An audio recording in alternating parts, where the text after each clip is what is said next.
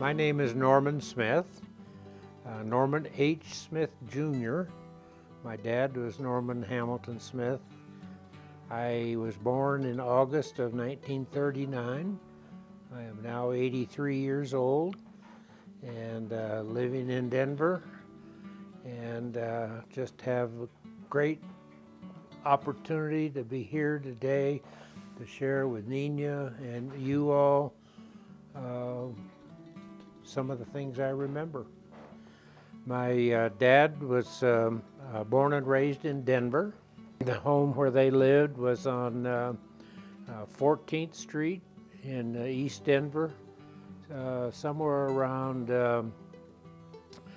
Bel Air, big beautiful home. He had been married before, had 2 kids. My grandmother had been married before, 2 kids, and her name was Amy T. Naris from Germany, and that's where I got the name for my daughter, who's Amy, and we called my grandmother Amo.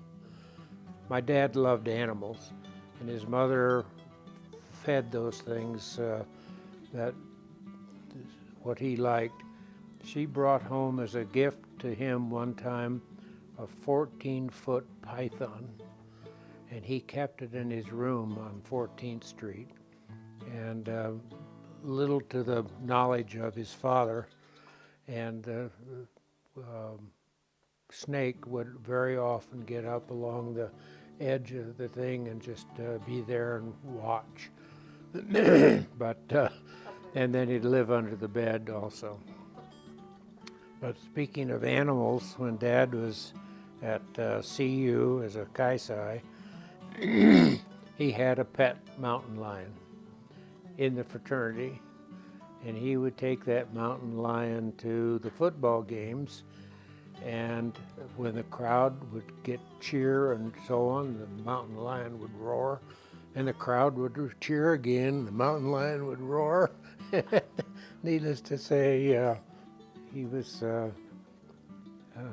popular.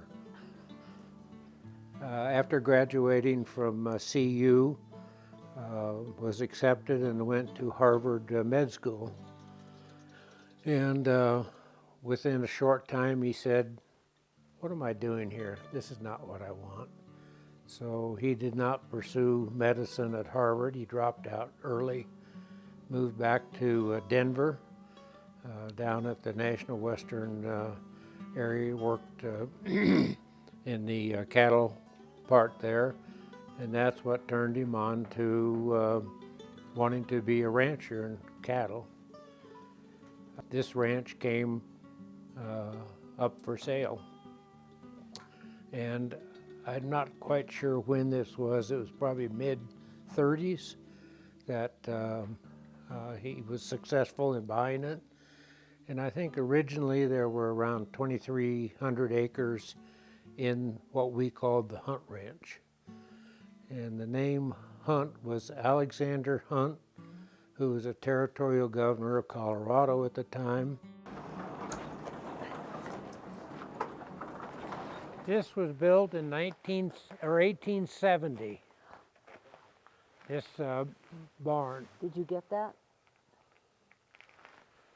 See, I've never known 1870, yeah. And when was the cabin built? I don't know, but I think about the same time. What was it built for, do you know? It was the stagecoach stop that right before went into Denver, they would stop and change out horses and stuff.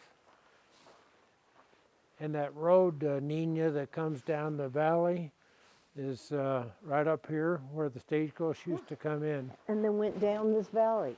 And where they went after here, I wasn't quite sure. Oh, look at this construction. It's just all of this, and it's preserved so well. And huge log. Do you think these logs were harvested on the ranch? Yes, I do. Too.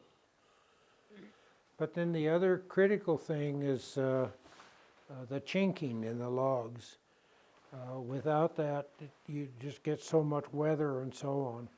And I think all this chinking was what we put in. And we owned the ranch when my sister was born. She's 2 years older than I. And her name is Gary. We're not sure where Gary came from, but Virginia Gary Smith. And she really grew up to be very tall. She was almost 5 feet. And just a beautiful, great lady.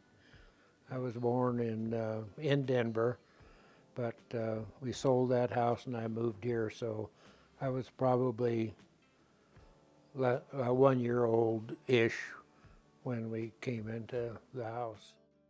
See, I had to do a lot of mitigation for these trees.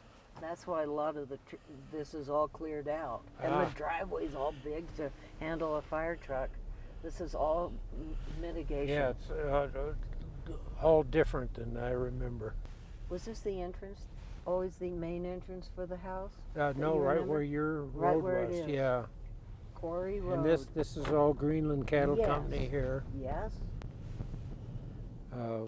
Brought in Hereford cattle on the Hunt Ranch, which is the upper part of the Rimrock, and would essentially through spring and summer graze off the grass there. They would gain weight, mature, and then he would sell them at that time. I think he did that 2 or 3 years, and then he got into Angus. What we did was we did registered Angus. We had a pedigree on every single animal, and every offspring we also had recorded as to who the father and the mother was of that. We actually divided the upper part into 5 pastures. And the reason you did that is you want to know who sired the cows from that particular bull, and so you had them in the pastures. This is how you figured out what that animal was. You had it registered by this, and then we also went to, when a calf was born and so on, we actually put a tattoo in the ear of every registered animal so that we could, know where it was. But these are chains that were around the necks of all the cows, and we could tell by the number which animal that was and what their heritage was. Do you happen to remember 56 and 31? No. Oh, I too don't. bad. And Yeah, maybe I do. I don't do recall. you? But this is great. These were in the ranch house up there? No, I found them in the pasture. In the pastures, really? Oh my goodness. Yeah, they look like they were rusted out. We bought 2 ranches down there. One we called the Middle Ranch, the other one called the Lower Ranch.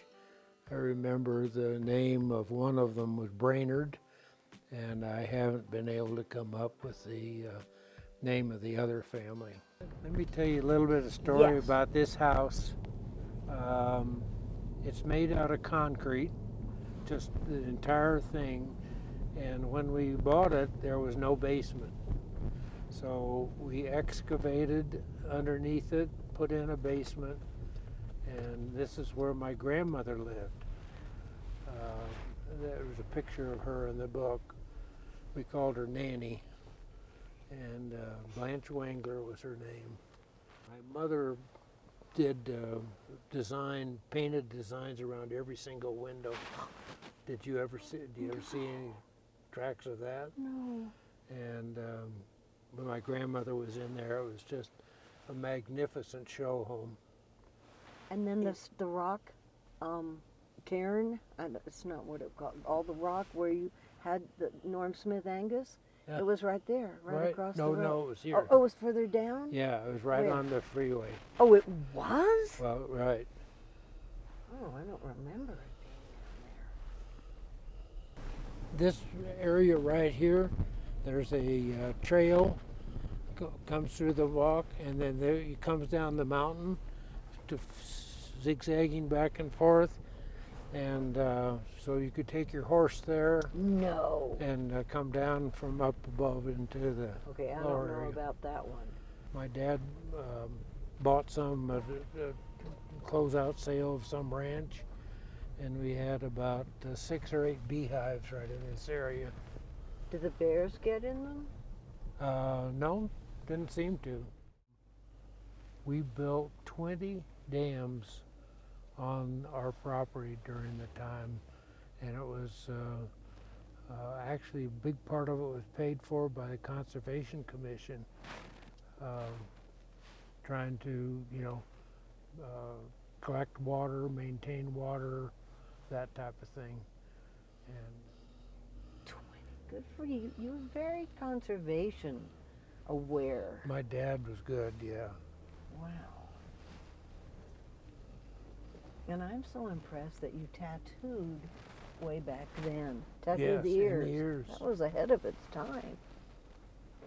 Well, this is a lovely old barn. It is amazing how it's survived, sort of. On the middle ranch and so on, there was a barn, a house. The water was in a well that you would have to pump and bring it in a bucket. That's how you brought water. And some of our ranch help would live there and take care of that. But that was where we would primarily harvest hay, and the hay then we would feed the cattle in the winter. We would round up the cattle regularly, take them into the main corral and barn area. And I don't think we still have the corrals and stuff. I think they're down now, aren't they? No. They're still there. But we would bring them into the main area and vaccinate them and do any medical needs. Yeah, there was a large kind of barn type thing that went way down there, and it had a concrete pathway, and it would open to the corrals on the south side, and we'd bring them in and feed them. There was a feeding chute for all these cattle, but it was a show place then for people who wanted to buy cattle, and again, all by breed. They knew the sire, they knew which was a good breed and which was worth more money than another one. So this is where we did all that. And my dad really got involved in the Angus business. He actually was president of the Angus Association here in Denver and Colorado.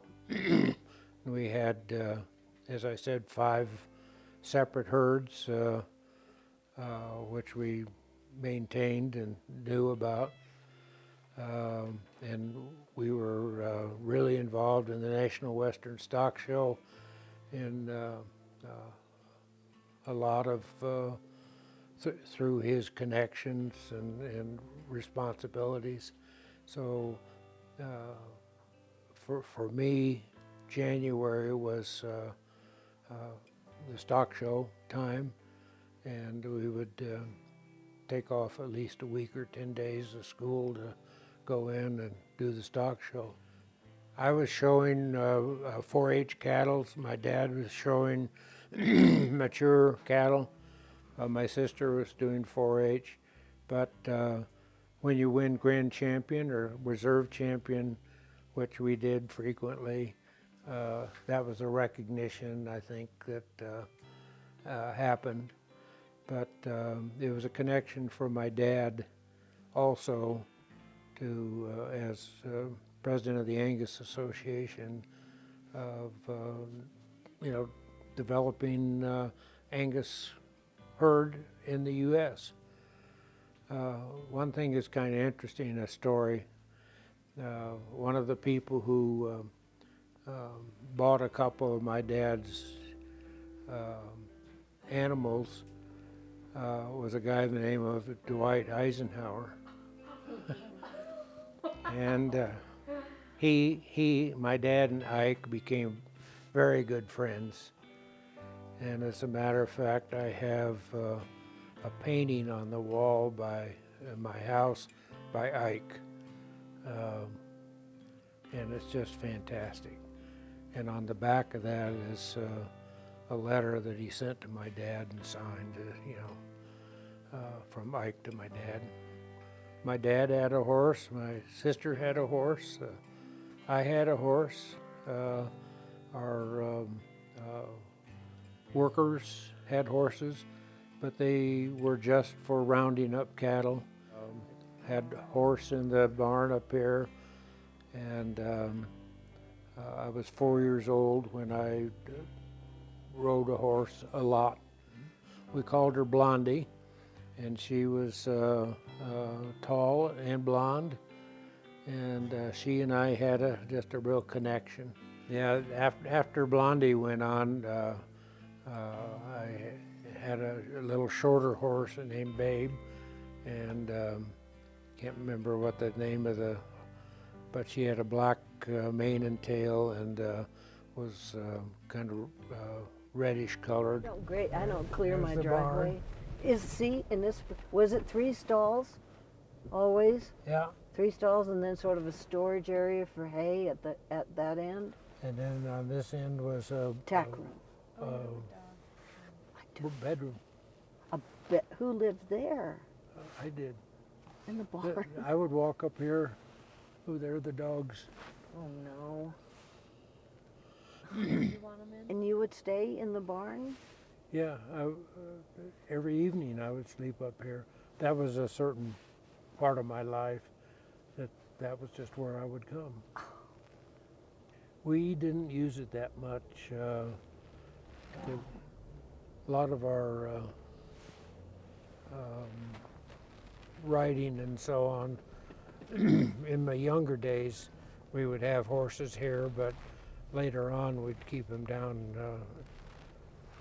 at the middle ranch. Typically, what I would do when I was a little more mature and so on, I had a 22 pistol, and I had my dog and my horse, and we would just walk. And we'd go up, there's some beautiful sandstone places just up the hill here, and I would go up there and sometimes be gone for, a couple hours, sometimes all day, take a lunch. It was fantastic memory. And there's an area here on the ranch up on the north pasture to the west of the barn and so on the other side of that, what we called North Gulch. There was an area there that was had a lot of rattlesnakes. For some reason they were prevalent there. I don't know if that's still the case or not. Also, when I was here at the ranch, I had a pet rattlesnake, and I kept it out over just to the east of the house here in a box that I had built with a glass top and screen on the side, so there's plenty of room. And I would periodically catch a mouse and feed the rattlesnake. But I kept that probably for 2-3 months, something like that, and then turned it loose. And the wildlife, did you have elk and bighorn sheep or pronghorn? We did not, and that was kind of interesting. We would have a lot of deer and large deer, but every once in a while we'd get the bighorns that would come through, but they wouldn't stay, and elk would maybe show up every few years but not stay. They migrate back and forth, or They do.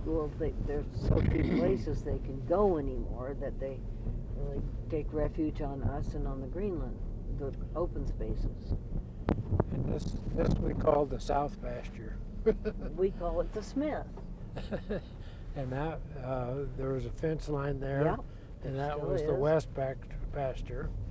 And then there's a road going up here to the north pasture. Yep, still there. Yeah. This is called Hunt Gulch, and that's called North Gulch, and then the little short one over there is called Bell Gulch. Yep, we still use those names.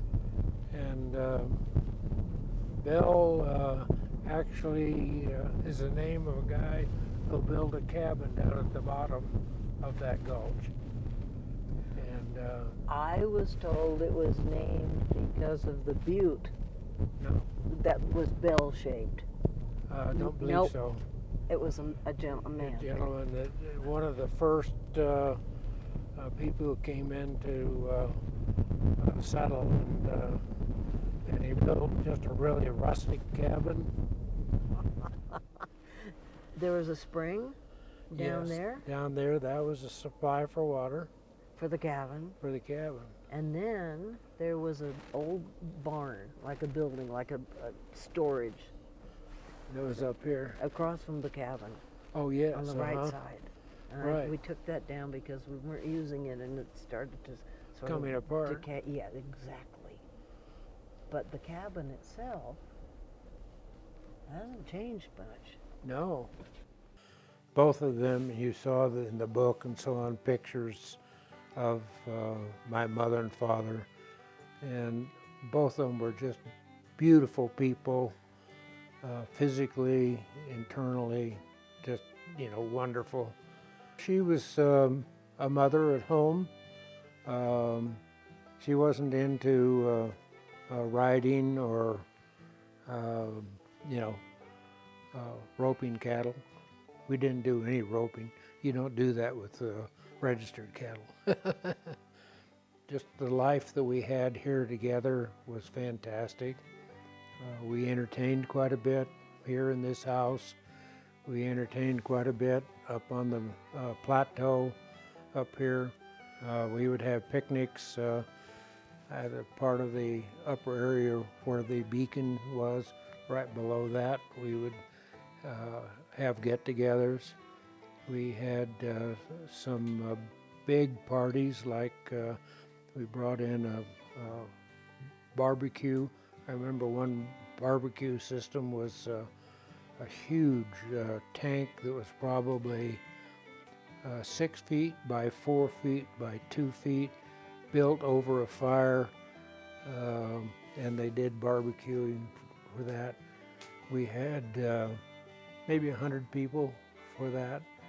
We had probably 2 or 3 of those events during my time. It was quite a deal. I went to school in Larkspur at that little brick schoolhouse, and there were 2 rooms, the big room and the little room. Each room had 4 classes, 1 teacher for all students. First grade was this row of desks, second grade, third grade, fourth grade. And there was a fountain for water, but no bathroom. You go to an outhouse. There was a boys' outhouse and there was a girls' outhouse. And I have memories of that. Probably good reason why I went to Stanford. What I learned from that experience. And it was just fantastic. And when the teacher was teaching, say the first grade, we would get up from our row of desks and go to a big table with chairs, and we would conduct the class. And it just really strong memories of that. And it had a great big bell. You'd pull a chain to say that recess is over. No electric ringing bells or any of that stuff. It was, but other things about Larkspur, The reason it was there is because of Frank Creamery. Frank Creamery turned out cheese during World War II, and cattle people in the area would bring their milk into this creamery. They would make cheese that they called Black Canyon cheese, and it was in containers or bricks that were probably 16 to 18 inches wide and about 4 or 5 inches tall, and that's what they produced during World War II for a lot of the service people. Well, it was interesting that there was a lake associated with Frank Creamery, and it would freeze over in the winter, and they would harvest that ice then to keep their milk cold through the rest of the year. It was just phenomenal. The other thing about Larkspur is there are two railroads, the DNRG and the Santa Fe. And Larkspur was one of the main areas where people who worked on those railroads lived. And so it was those people that I grew up with and went to these schools. It was just fantastic. I remember the Garcilasos, the Alveras, you know, mostly Hispanic people, just close. It was really nice. Going to prep school in New Jersey, I had a good friend who was going to Exeter at that time, and his name was Tim Worth. He was a senator here in Colorado.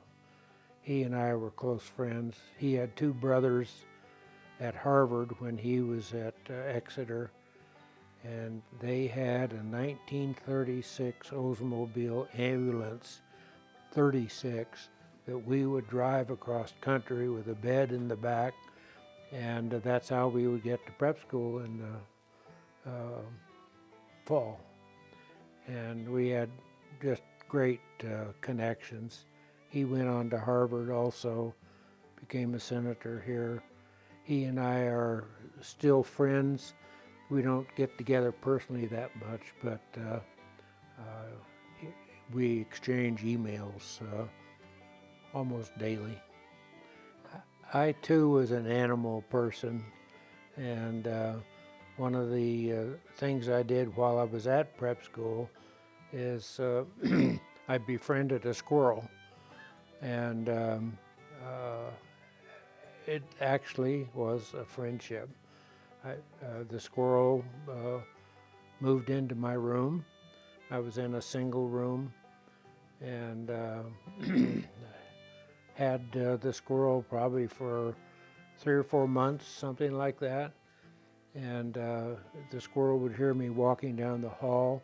He would recognize my thing, and he'd just go berserk as soon as I'd open the door to run up my leg and onto my shoulder.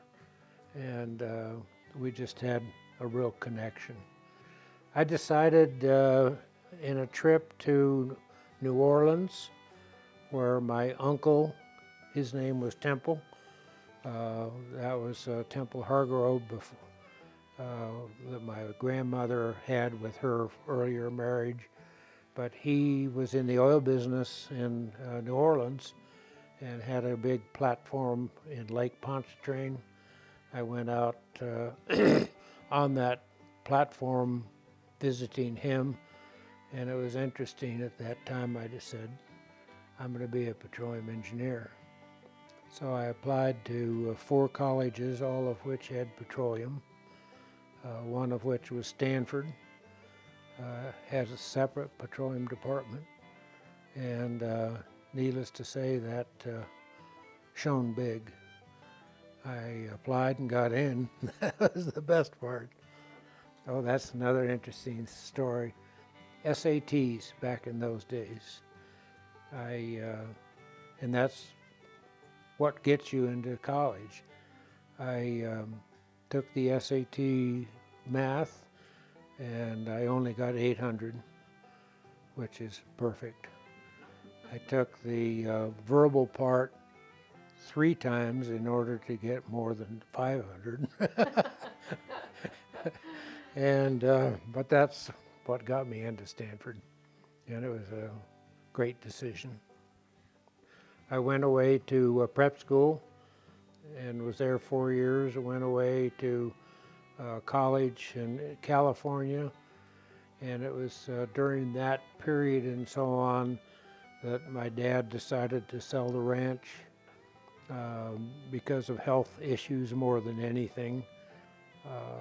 I just look back as, you know, it was such a fantastic way to be brought up and live. So I missed that, but I had a whole nother life going on. This place is just absolutely beautiful, and it's so unique in so many ways. Fantastic places to see. Mimi, what do you think your best treasure is? From this ranch? Yeah. Memory. Oh, That's a great one. that's the great one. You know, all the times that I spent walking on my own, dog, horse, and gun, you know, it was fantastic.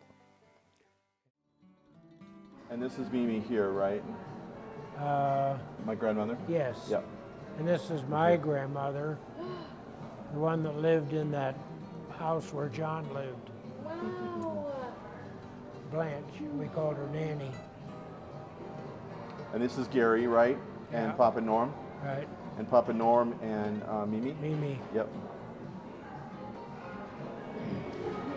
My name is Temple Smith. I'm Norm Smith's son. And I've known him all my life. Pretty handy. And let me interject there. When he was born, I grew a mustache.